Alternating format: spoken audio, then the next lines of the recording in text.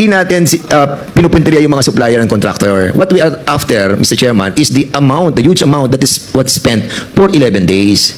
And this is something extraordinary. Hindi naman po siya ganun ka-simple that 40 million will be spent on medical and food aid, 11 days. Tapos yung supplies, 35 million for 11 days. Purchase of information, 14 million for 11 days. And ito pa, yung lastly, yung payment of incentives on traveling relative to the confidential operations. How does it work? Paano nagbabayad ng incentives or traveling? Can you kindly explain it to us? Because we spent 10 million in 11 days. Ano nakita mo doon? So, binigay sa iyo yung 35 million na purchase ng goods for 11 days. Siyempre, nakita mo 35 million, 11 days. Wow, ang bigat nito, 35 million, 11 days. Sino yung nag-supply nitong mga supply na to? Di ba? Yan ang trabaho mo eh. So, yes. Sino yung mga supplier? Mr. Chair, kasi... Sino yung mga supplier na nakita mo? Sa merits na po kasi... Oh my goodness. Kaya ang point po ni Congressman Dan Fernandez, hindi ka ba nagtaka?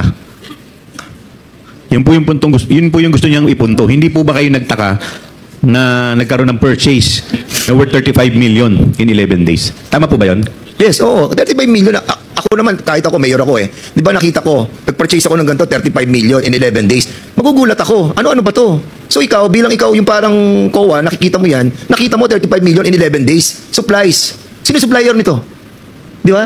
Hindi maapektuhan ang merit nito. Tinatanong ko lang kung sino yung supplier. Now, kung binigay nila yung supply, binayaran nila, at nakita natin above board, so what's the problem? Okay.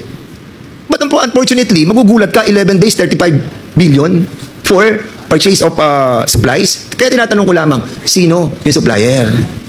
You were going to compute 14 million divided mo sa 11. That is 1.2 million for the information that wanted to be purchased by the Office of the Vice President and was approved by the COA. And that worries me a lot, no? If this information entails, siguro kung mga 4 months yan or in 1 year yan, acceptable yan. But in a day, 1.2? And if purchase of information a day? Pwede po bang isang tanong lang? Yes, sir. Yung po bang 14 million na yun na information, sa isang tao lang po ba yun o maraming tao po yun? Mr. Chair, hindi naman po yun sa isang tao lang. Okay, just to... Ilan pong tao? Kung alam lang po ninyo. I don't have the information right now. At kung magkakaano po kada tao ang binigay para po sa purchase of information na yun?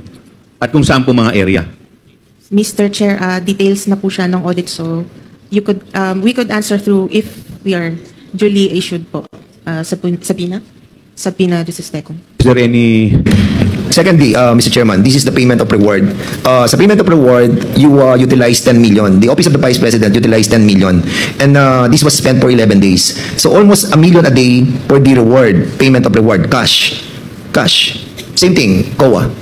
How this 10 million was utilized daily by the Office of the Vice President? Can you kindly educate me on how this happened?